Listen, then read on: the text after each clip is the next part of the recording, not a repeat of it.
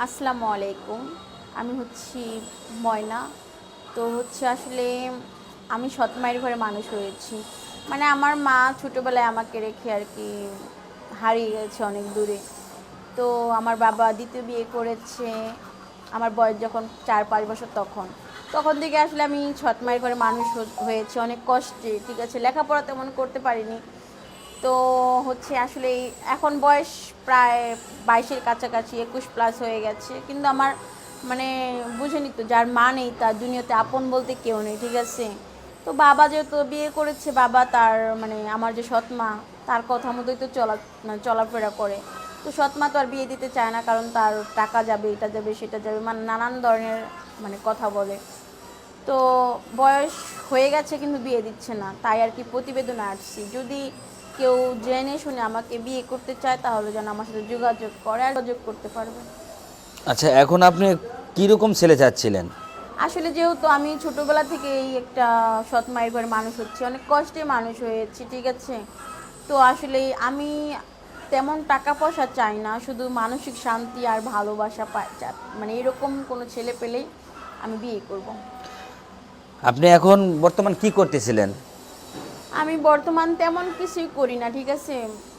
মায়ের সংসারে, সৎ মায়ের সংসারে কাজ করি আর ভাত খাই। তা আপনি এখন সৎ মায়ের ঘরে যে আপনি মানে বসবাস করেন, আপনার সৎ মায়ের উপর মানে কেন আপনি এই সিদ্ধান্তটা নিলেন প্রতিবেদনে আসার? সৎ মা তো সৎ মাই হয়, ঠিক আছে? সে তো আর আপন মায়ের জায়গা কখনো নিতে পারে না, আর সে আমাকে কখনো আপন মানে মেয়েও মনে করেনি, ঠিক আছে? ছোটোবেলা থেকে মানে অনেক মানে অপমান, লাথি, মার, মানে অনেক কিছু খেয়ে বড় হয়েছি, ঠিক আছে? ভাত তো কমই খাইছি, মায়ের বকাই বেশি খাইছি।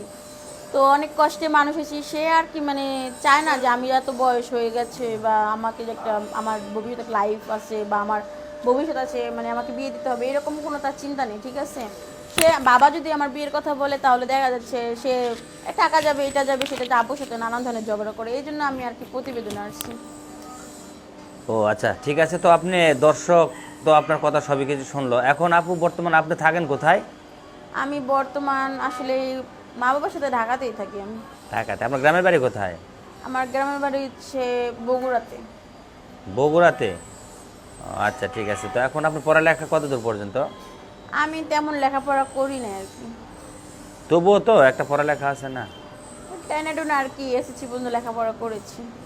এখন আপনি মোটা নেবেন না চিকন নেবেন? মোটা চিকন আমার কাছে এখন বর্তমানে আমি যে মানসিক পেড়াতে আছি, ঠিক আছে? আর মানে মানে আমার সৎ মায়ের সংসারে যে আসলে বোঝা হয়ে আছে, এই বোঝার থেকে আমি আসলে মুক্তি চাচ্ছি, ঠিক আছে?